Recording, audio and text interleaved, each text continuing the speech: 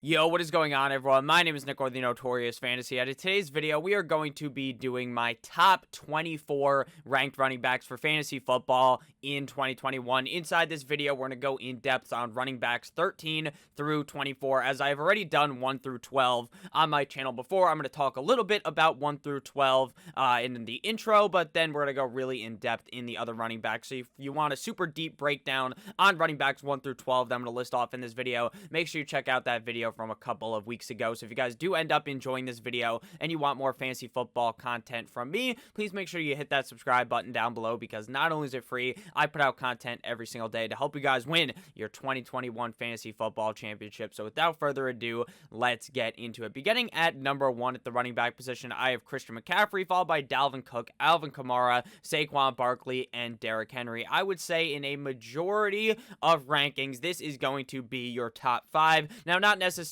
in this exact order, but a lot of people have these guys ranked inside of their top 5, and I do as well. I like Christian McCaffrey the most because, frankly, when the guy is healthy, he is just an absolute monster on the field. It doesn't matter who the quarterback is.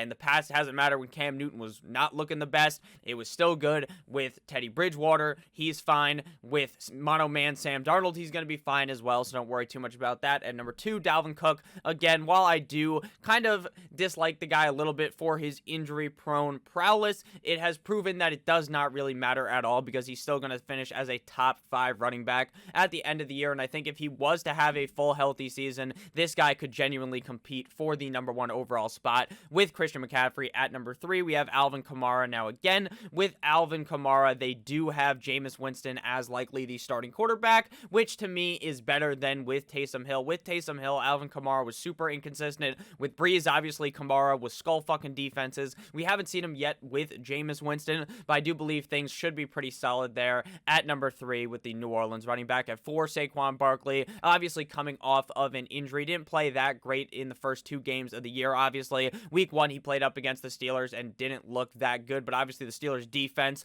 was absolutely insane last year. At least at the beginning of the season, they were like really just locking everyone up, and then the second game he gets hurt shortly into that. So while he doesn't look that good in those games, he is one of the better running backs in the NFL, and to me, it'd be foolish to rank him outside of the top 5. At 5, Derrick Henry. While he doesn't really have that much pass catching kind of ability or even the opportunity to get the ball, I don't really know if he has the ability either, because they throw him the ball and the guy has fucking butterfingers. He's dropping the ball, but at the end of the day, I still do believe he's worthy of a top 5 running back ranking, because when the guy gets the ball, he is just going to get 7 zillion yards. So it doesn't even really matter if he catches the ball or not. At number 6 through 10, coming in at 6, we have Ron Jones, Mr. Discount Double Checks buddy. Now, the thing is, if Mr. Discount Double Check, Mr. State Farm, Aaron Rodgers plays, then I love Aaron Jones as a top 6 running back. You can honestly talk yourself into him being top 5, because he is just that fucking good. He's good at rushing the ball. He's good at catching the ball, and that offense should be good if Rodgers is there. If Rodgers isn't there, he decides to go to Denver, or he gets traded somewhere, or he just decides to sit out, then I'm very scared of Aaron Jones, because frankly, all of the reports out of camp from last year, from this year so far, that Jordan Love does not have it yet, and that would worry me for Aaron Jones. At number 7, we have Ezekiel Elliott, running back of the Dallas Cowboys. After a not-so-hot 2020 season, I think he is down to bounce back in 2021. It would make no sense if he didn't, because the offensive line was pretty shit last year. With Dak getting hurt, it kind of dismantled the whole offense. I do think in 2021, if Zeke is able to stay healthy and Dak stays healthy, they should be pretty solid. At 8, we have Jonathan Taylor, running back of the Indianapolis Colts. Now, I slightly worry about the fact that Marlon Mack is back. Now, it doesn't necessarily mean that Marlon Mack's going to take 7,000 touches from Jonathan Taylor, because thinking that would be foolish, but I do think we will see him in the game a decent amount. We will still be seeing Nyheim Hines. I still think Jonathan Taylor is very solid. They have a great offensive line. If Carson Wentz is able to move the ball correctly, Jonathan Taylor should easily be a top 10 running back. He definitely has the skill set to be one. At number 9, we have 9-inch Nicholas Chubb, running back of the Cleveland Browns. Now, they, according to one of my commenters, have one of the easiest schedules I have ever seen in my life, and I looked at it, and yes, it is very easy, but I am not a guy that is a strength of schedule guy. Why? Because 5 weeks into the season, when Chubb has this easy game, that's just an example, I don't know if he has an easy game week 5, the defense could be completely different from what you thought right now versus what is actually happening. They could trade for people. People could get hurt. Or maybe a defense that you think sucks actually turns out to be really fucking good, and then you just feel like an idiot. So I'm not really a strength of schedule guy, but he does have that in his favor. At number 10, we have Cam Akers,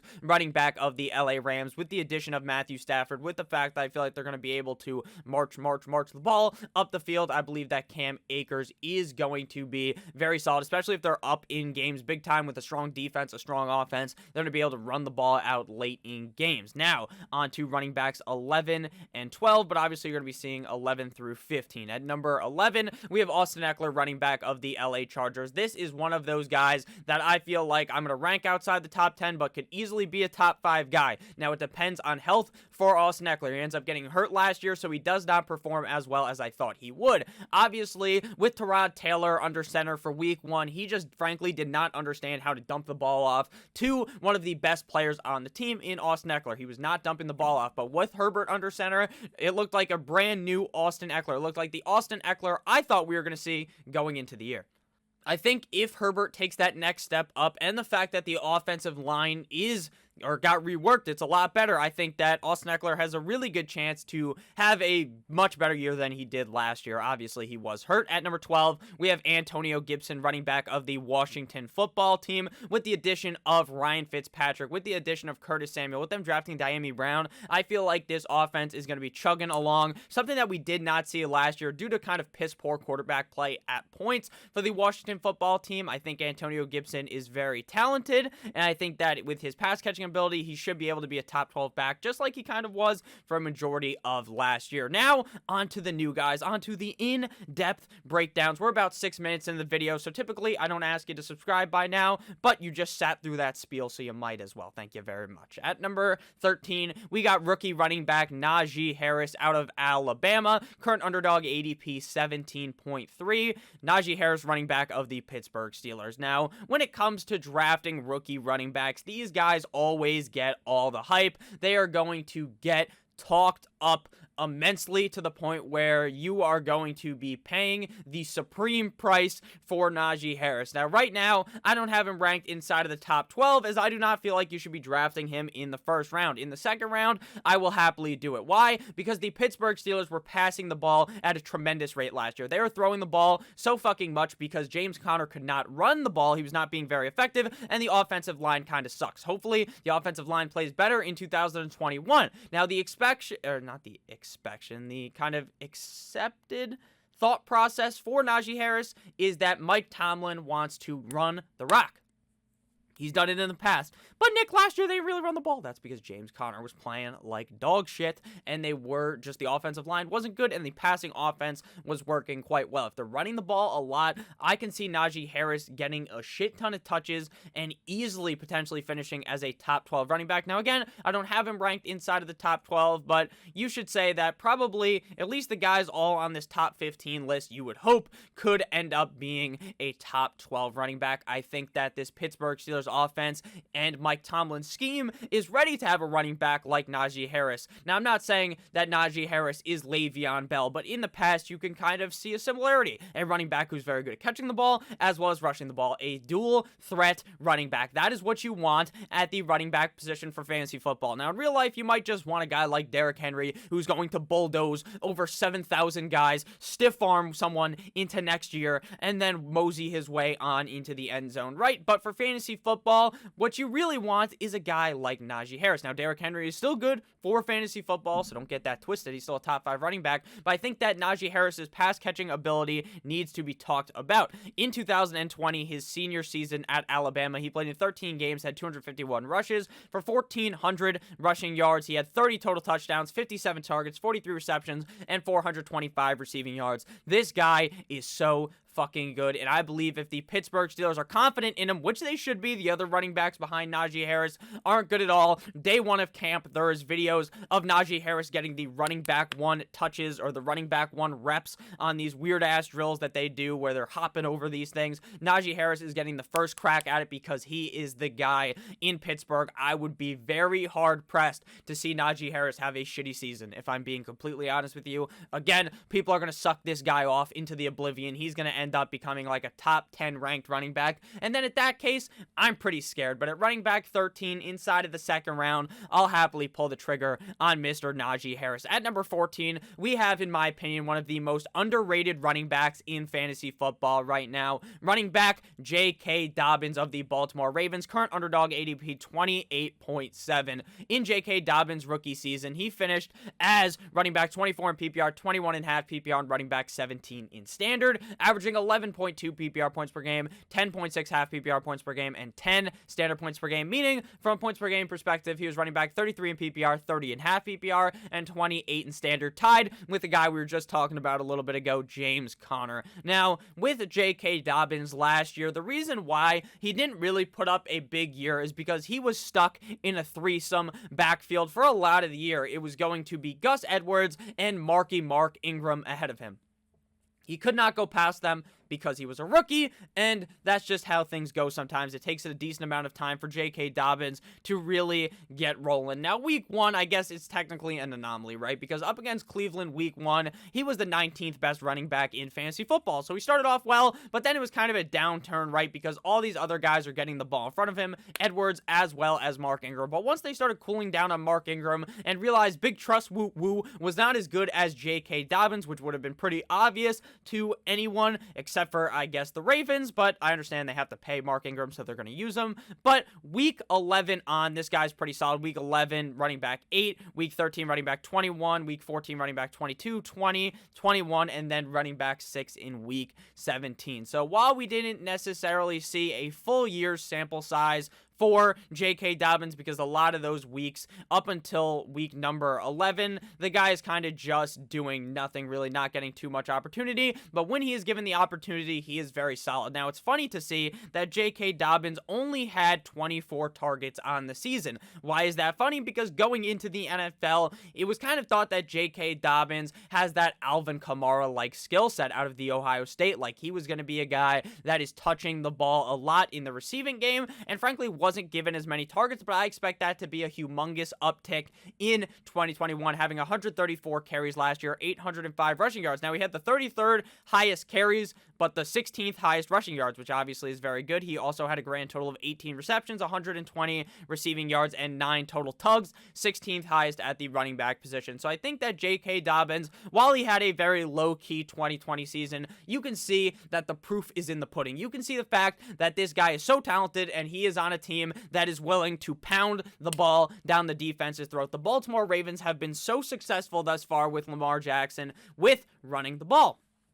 Why is that? Because Lamar can run the ball, and because the other running backs obviously can run the ball. Dobbins as well as Gus Edwards. I like Gus Edwards in fantasy football, but I'm not going to tout him as a top 15 running back because J.K. Dobbins is in front of him. J.K. Dobbins is a fast individual, 99th score on a 40-yard dash, 4.37 according to Player Profiler, 96th percentile speed score. The guy is ultra fast, and on a team that is going to be running the ball so much, I think it would be foolish to think that J.K. Dobbins doesn't have top 12 potential. At number 15, we have a guy who I dubbed as being a do not draft running back. Why is that? Because he's getting drafted currently on underdog ADP, pick 14.7. So he's almost a first round pick. So you're assuming, you're baking in with that ADP that he's basically a top 10 running back, right?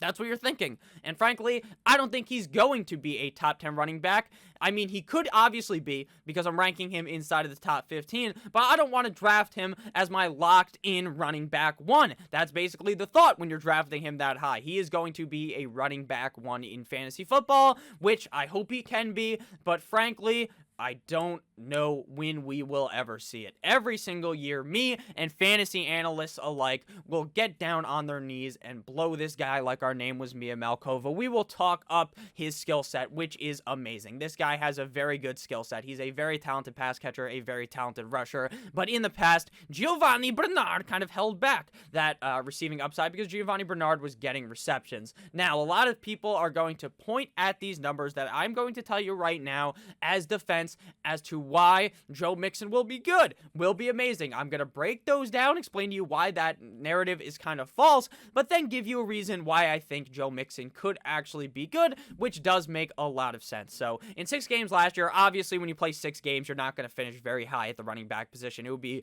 near impossible unless this guy's busting off 60 bombs every single game, which is pretty much impossible. In 6 games, finishes running back 49 in PPR, 49 half PPR, and 49 in standard. But from a points per game basis, he was running back 11 in PPR, 11 in half PPR, and running back 12 in standard, averaging 16.6 PPR points per game, 14.8 half PPR points per game, and 13.1 standard points per game. Now, the reason why the points per game narrative gets talked up so much is because people are going to tell you he played so good on a points per game basis. If he played the full 16 games, this guy is going to be amazing. But frankly, that is just a fucking lie, because the outlier is week 4 up against the Jacksonville Jaguars. This guy had 25 carries, 6 in the red zone. He had 6 targets, 2 in the red zone. He had 6 receptions. He had 181 total yards and 3 total touchdowns. Those numbers were literally carrying his whole fucking season. Week 1, he's running back 49. He's running back 27. Week 2, week 3, running back 34. Then week 4 against Jacksonville, that big outlier game, he's running back 1. Then running back 18 and running back 11. Not the greatest of season for a guy that I personally expected to have top 5 potential. Now, obviously, that's the negative of Joe Mixon. So, Nick, why do you have him ranked so high? I have him ranked so high because of the untapped potential. We have seen him in prior seasons, 2019, 2018, put up the big numbers in games. We've seen him do it, but we have not seen him do it consistently. Now, the fact that they didn't draft Penei Sewell really does piss me off, because I think if they drafted an offensive lineman to help Joe Burrow, that helps out Joe Mixon a lot. But with the exit of Giovanni Bernard, I believe that now he has a little bit more upside because of his receiving ability that I believe is very good. That is kind of just going untapped due to the fact that they weren't dumping the ball off to him. So I think Joe Mixon does have top 12 potential. Necessarily, he does, but I'm not drafting him to be that. I'm drafting him as my running back 15. I think he's going to be relatively solid in 2021, I should say. I just really hope the offensive line holds up and blocks for him, and I hope that Joe Burrow dumps the ball off to him and that the coaches give the game plan to Joe Mixon and they don't instantly just give it to someone behind him. At number 16, we have one of the safest running backs, in my opinion, the Trojan condom of fantasy football. No free ads, though. They don't pay me anything. Chris Carson, running back of the Seattle Seahawks. Underdog ADP 33.6. Now, Chris Carson, just like Aaron Jones, I kind of talked about this in my last mock draft, are guys that go criminally underrated, underdrafted every single draft. Year in, year out. At least the last 2 years, these guys have been ballers, and they are getting significantly fucked by the analysts, by the big talking heads in the fantasy space. I'm not necessarily a big talking head. I'm talking about pretty much everyone, basically. So in the fantasy industry, they kind of talk these guys down. They don't necessarily give them this huge hype that guys like Chris Carson, in my opinion, deserve. Chris Carson is going to be a guy that is going to rush the ball a bunch because Seattle, frankly, will not commit to the let Russ cook narrative. While I have talked about the let Russ cook narrative a bunch, how Russell Wilson looks so good at airing the ball out, frankly, Pete Carroll would rather chew his gum on the sideline and give you the double birds and tell you to go fuck yourself if you think Russell Wilson is going to be throwing the ball a bunch, even if they trade for Julio Jones, which I don't think is going to happen. But if they did, I'm telling you right now, they're not going to throw the ball enough, and it is going to piss you the fuck off, and that's why I don't like Julio to go to Seattle. Again, that has not happened yet. No trade with Julio has ended up happening yet, but that is obviously a topic for another day. So Chris Carson, running back of the Seattle Seahawks, in 12 games, finishes running back 19 in PPR last year, 17.5 PPR, and running back 16 in standard, averaging 15.6 PPR points per game, 14.1 half PPR points per game, and 12.6 standard points per game. On a points per game basis, he was running back 14 in PPR as well as half PPR, and running back 13 in standard. So again, the guy is just relatively safe week in, week out. Gonna put up some solid numbers. Now, he's not necessarily a guy that is known for his pass catching ability, but it is pretty solid. 46 targets last year, 37 receptions, 287 receiving yards, as well as 141 carries on the year for 681 rushing yards and 9 total touchdowns. In reality, there is no one behind Chris Carson trying to steal his job, right? Carlos Hyde is gone, and they don't have anyone really behind him. Rashad Penny, the dream for all the Penny truthers. I was a Penny guy. When was it? 2018 when he was coming out. I believe he was rookie that year. You guys can watch my first ever video. The only video I ever made in 2018. I was talking about Rashad Penny, and I did kind of like him.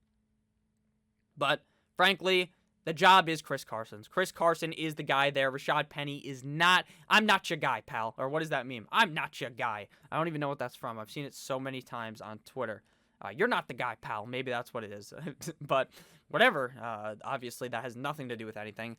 Chris Carson is going to be getting a lion's share of the carries on a team that's going to run the ball. And people will say that he shouldn't really be a top 12 running back. Right now, I don't have him ranked inside the top 12. If you're trying to be super safe, then go ahead, rank him inside your top 12. He's currently coming off the board as pick 33.6. In the third round, fourth round, maybe, of every single draft, I am going to lay my cock down onto the table, or onto my keyboard, I guess, or maybe my mouse. I guess that's how you draft. You fucking smack your cock against the mouse, draft him every single time because of the consistency that Chris Carson produces. And I understand, Nick, he played in only 12 games last year. What happened? Was he hurt or something? Is he injury prone? Not really. In 2020, he had an MCL sprain, didn't miss any games with that, had a mid-foot sprain, misses 4 games. In 2019, missed 3 games with a hip fracture. But really, sure, he does end up getting hurt, right? There's a bunch of notes on his medical history report that, they reported it on the injury report, right?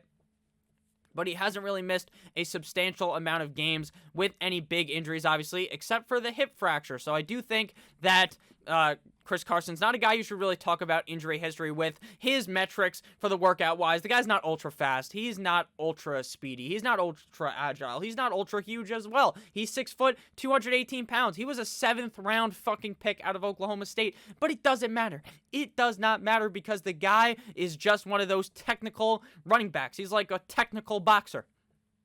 Jab, jab, jab. That's all he does. He's just fucking jabbing the defense, and then magically one time he takes his shot, boom, knocks the guy out. That's a touchdown. Chris Carson is going to be scoring touchdowns. He's going to be running the ball a lot. And in such a safe offense like Seattle, to me, it's a no-brainer to have him ranked inside of the top 16. At number 1738, we have Monsieur Deandre Swift, running back of the Detroit Lions. Now, I'm seeing a lot of negative vibes, man, about DeAndre Swift. A lot of negative energy going out there. Now, while I understand the negative energy, right? I'm not a fucking hippie. Like, I understand the negative, connotations against DeAndre Swift, right? The fact that they bring in Jamal Williams and they're saying that this is a 1A, 1B situation. That's kind of scary, obviously, right? DeAndre Swift's ADP is much higher than where I have him ranked, right? I'm ranked as running back 17. His underdog ADP is 26.1, so he's an early third-round pick. He's a guy people are looking to potentially be the running back 1, and in most situations, they're bolstered in running back 2. And I get it. I understand it, right? Last year in Detroit as a rookie out of Georgia, he was running back 18 in PPR, running back 18.5 PPR, running back 20 in standard, playing in 13 games last year, averaging a grand total of 14.6 PPR points per game, 12.8 half PPR points per game, and 11.1 standard points per game, meaning from a points per game perspective, Mr. Swift was running back 18 in PPR, 20 in half PPR, and 22 in standard, tied with about 60,000 other running backs. So DeAndre Swift was pretty solid. Understanding the backfield last year, it was quite an in-depth backfield, right? They have Kerryon Johnson, DeAndre Swift, and Adrian Peterson.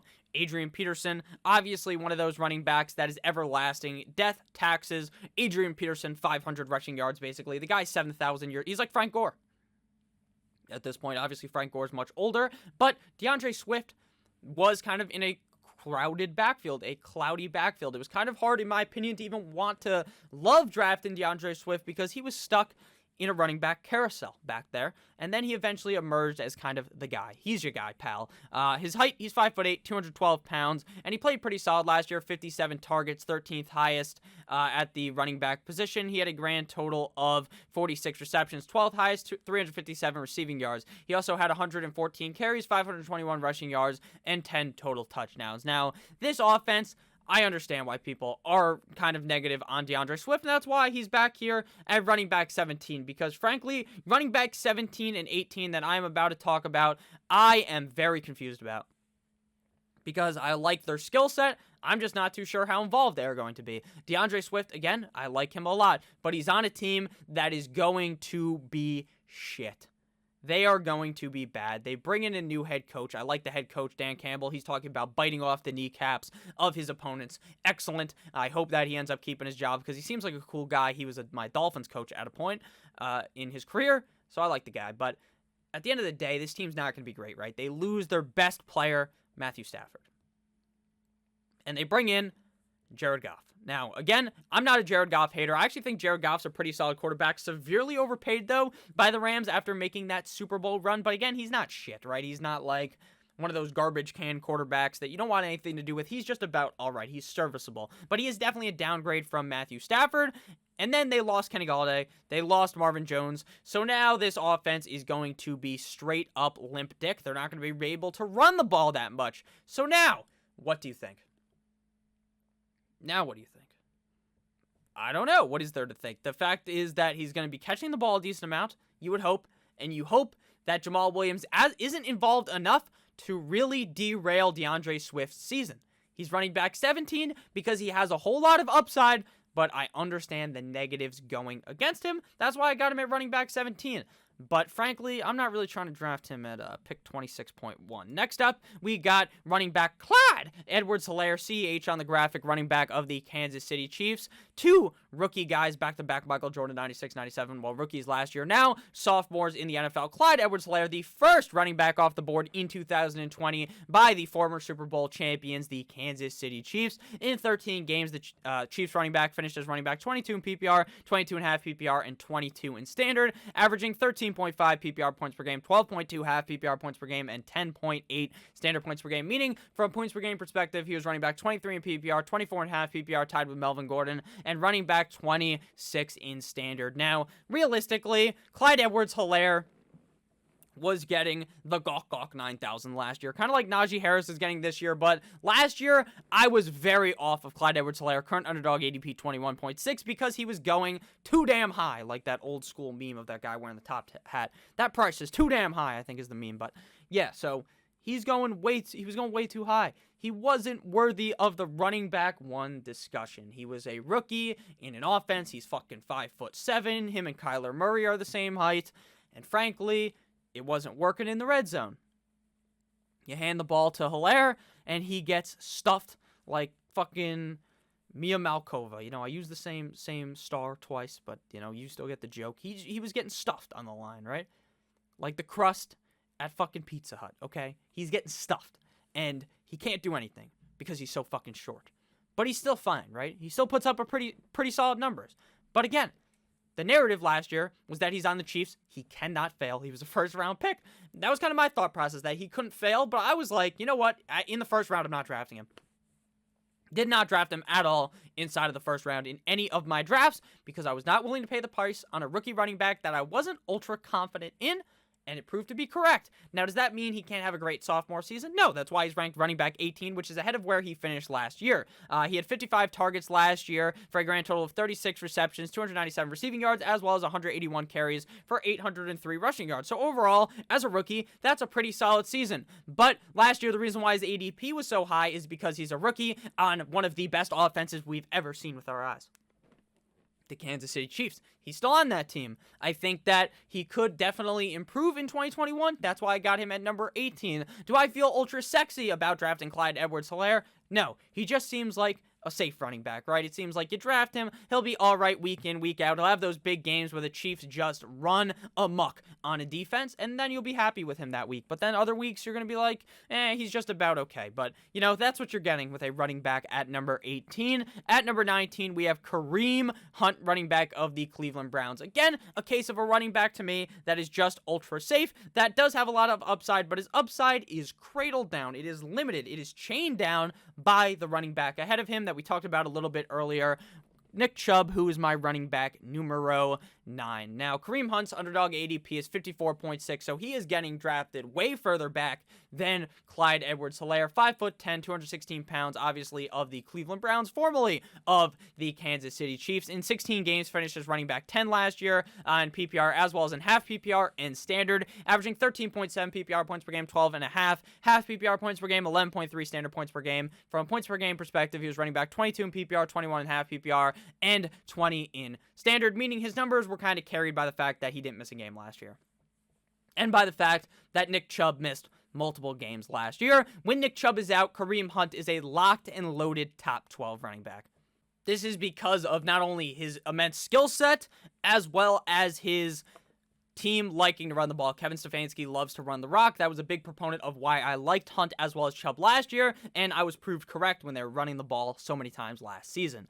Again, this guy was very solid last year, but if Chubb stays healthy, he's basically just he's not a handcuff, right? You can't say he's a handcuff because he's like a top 6 round pick. Handcuffs are like in rounds 8+, right? He's going to be drafted as a guy that could be a running back 1 in your lineup, which he can be if Hunt goes down. Or if not, if Hunt goes down, if Chubb was to go down, knock on wood, obviously we don't root for injuries, but that's the case for it. 198 carries last year, or 198 carries last year. He had 841 rushing yards. He had 51 targets as well as 38 receptions, 304 receiving yards, and 11 total touchdowns, 7th highest at running back. So his numbers were very solid, and he's going to be a safe guy week in, week out, but his upside is chained down, is screwed over by Nick Chubb being there. Does that mean I don't want you to draft him? No. He's a top 20 running back. If I'm trying to be very safe, I draft Kareem Hunt, and I feel fine throwing him in my flex every single week because I know what he can do. And then if something was to happen to Chubb, then you have a top 10 running back that you drafted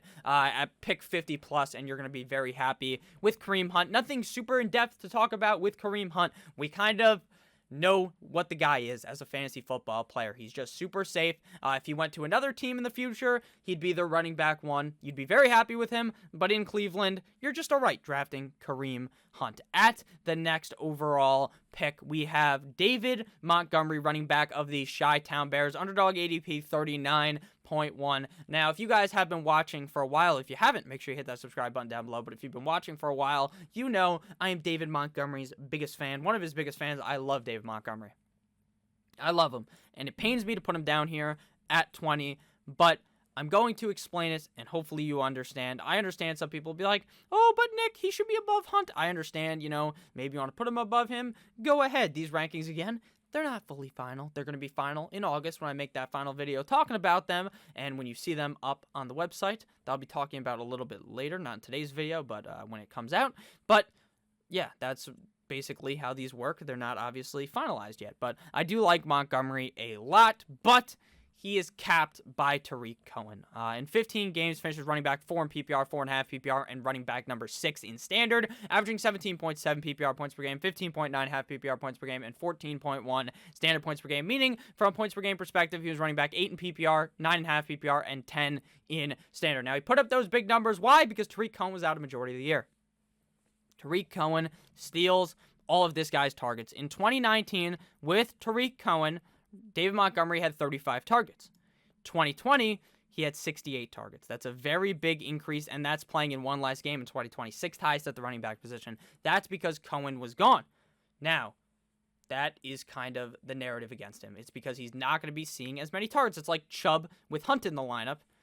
It's because the other running back is so good at pass catching the ball. Now, with Montgomery, he gets a new quarterback.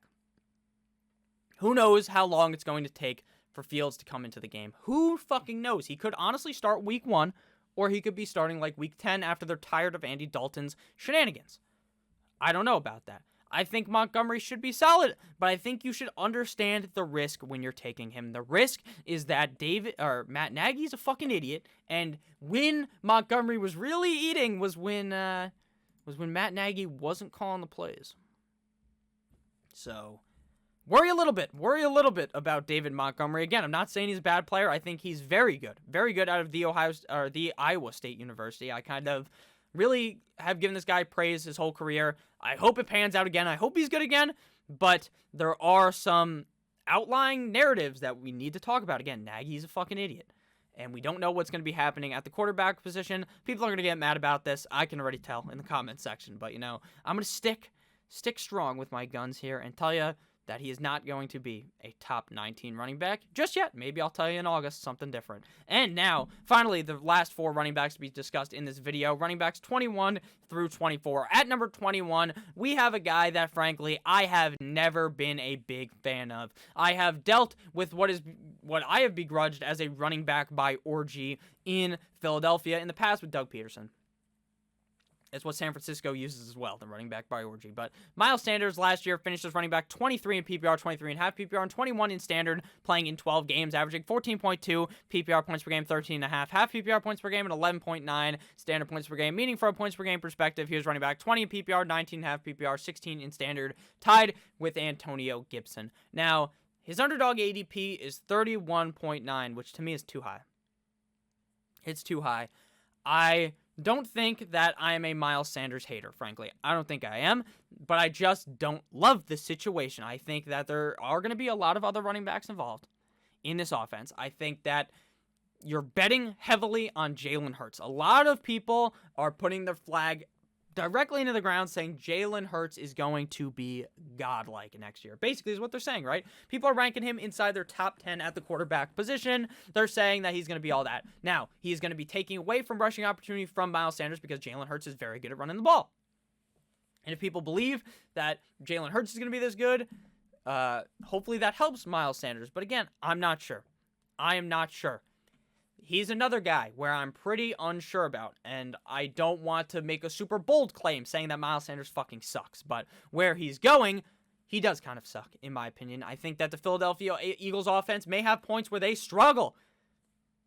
They're a bad team. They are a bad team, in my opinion.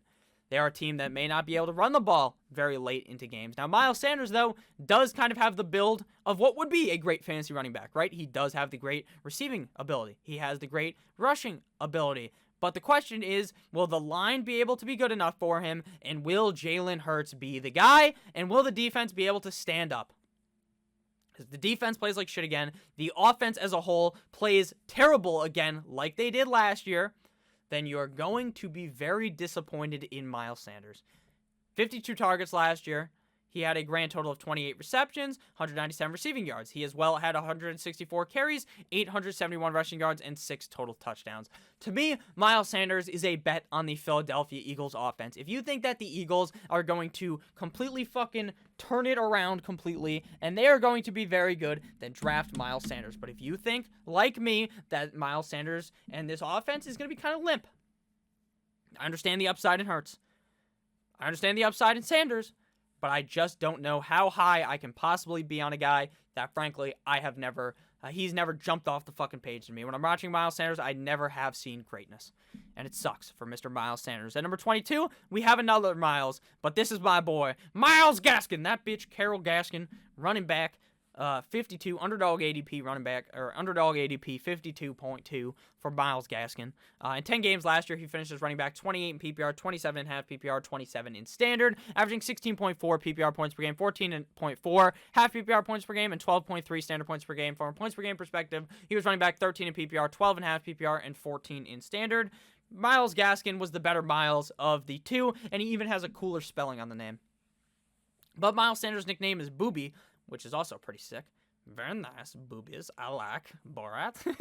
Wow, we wow. Okay, so sorry. Myles Gaskin is in a backfield that people are really worried about, which to me is funny. It's funny. It is funny. It really is, because this offensive line should be better. They are getting older, so they're going to be better, right? They're young last year. They're going to develop more, you would assume. Salvon Ahmed and Myles Gaskin, the 1-2 punch. But Gaskin's the guy. He is the guy in this backfield. He is the running back one. They didn't draft Naji Harris, Javonte Williams. They didn't draft Michael Carter. They didn't draft the other running backs' names who are escaping me. They didn't draft a fucking running back in the top 3 rounds. They wanted to, but they couldn't because the Broncos stole that from us. Fuck you, Denver, but it's okay. I like Myles Gaskin.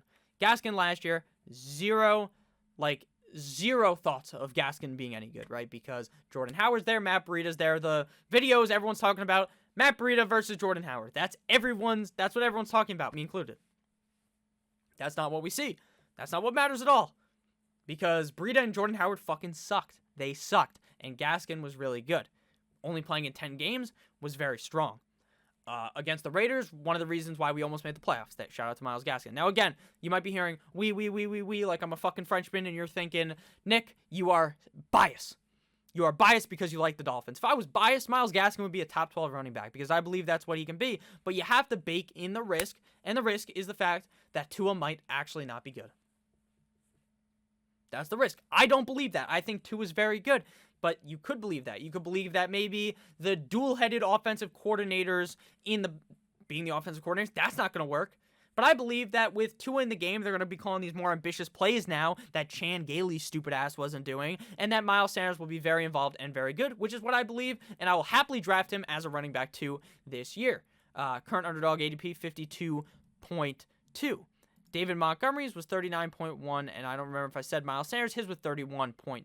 So Myles Gaskin last year had 47 targets, had a grand total of 41 receptions, 388 receiving yards, 142 carries, 584 rushing yards, and 5 total touchdowns. Now, again, that's just in 10 games.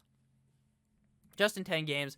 And he was very good in basically every single one of them. If the Dolphins step up, if their defense plays as strong and they're able to run the rock later in games, I see no reason why Myles Gaskin shouldn't be a running back too. At number 23, we have another one of the guys that I like a lot, that I find it hard to rank higher than this because, you know, he's kind of, I don't think a lot of people are looking at him to be the guy. Current underdog ADP 49.1. Mike Davis, running back of the Atlanta Falcons. Mr. Injury, Todd Gurley. Oh, my knee. He used to be a good running back till he took an arrow to the knee. Skyrim reference there. Mike Davis, in 15 games, finished as running back, 12 in PPR, 15 half PPR, and 18 in standard, averaging 13.8 PPR points per game, 11.8 half PPR points per game, 9.8 standard points per game. From a points per game perspective, he was running back 21 in PPR, 27 half PPR, and 30 in standard. So he was pretty good, right? When Christian McCaffrey goes down, Mike Davis steps into that role and is Christian McCaffrey light. Christian McCaffrey, not 2.0, right? Because Christian McCaffrey 2.0 would be like, you know, maybe Austin Eckler. That's what I've called him before. Mike Davis is like the watered-down version, the Walmart version of Christian McCaffrey, but he was still really good, right? Is that because of the offense, or is that because Mike Davis is good is the question. Now, the Carolina Panthers offense sucks cock, but the scheme is to get the ball to the running back, so maybe that's why, right? Because this guy dominated in targets. 70 targets last year, 5th highest at running back, 59 receptions, 4th highest at running back, 373 receiving yards, 9th highest at running back, having 165 carries, 642 rushing yards, and 8 total touchdowns. So he had a pretty solid season. So can he replicate it in Atlanta? I think so. Atlanta has had good running backs in the past. Devontae Freeman, again, different regime, different fucking coaches there. But I think that he can do it if he's given the opportunity, which I hope he is. I don't think any of the guys behind him could scrape the field early on in the season. Maybe Javion Hawkins eventually becomes the guy, but at least early on, I'm very confident in Mr. Mike Davis. At number 24, we have a guy that this is just a dude I'm not drafting. Underdog ADP 42.1. No fucking reason at all to be drafting Josh Jacobs. In 15 games, finished as running back, 8 in PPR, 8.5 PPR, 8 in standard, averaging 15.4 PPR points per game, 14.3 half PPR points per game, 13.2 standard points per game. From a points per game perspective, he was running back 15 in PPR, 13 half PPR, and running back 11 in standard. For the Las Vegas Raiders, right? He has good stats last year, but then they bring in Kenyon Drake. Their offensive line gets dismantled. They bring in new pieces. To me, won't be as good. I like Josh Jacobs. I do. I think he's talented, but I don't think that John Gruden is with me on that notion. Because why else would he bring in Kenyon Drake? Kenyon Drake's going to steal pass-catching work. He's going to steal rushing opportunity from Josh Jacobs. Now, maybe that doesn't happen, right? If Kenyon Drake gets hurt or something, then I change my narrative. Change the narrative completely. Josh Jacobs could be a top 12 running back again, and it wouldn't surprise me. But with Drake there, Drake healthy, I'm not drafting Josh Jacobs. I just don't see it. I don't see a way that he is worth the 42.1 ADP, and that is why he's running back 24 in my rankings. I just do not see it with fucking Kenyon Drake there. I don't see any way someone can talk me into liking Josh Jacobs, and I did used to really like Josh Jacobs. So with that said, thank you guys for watching.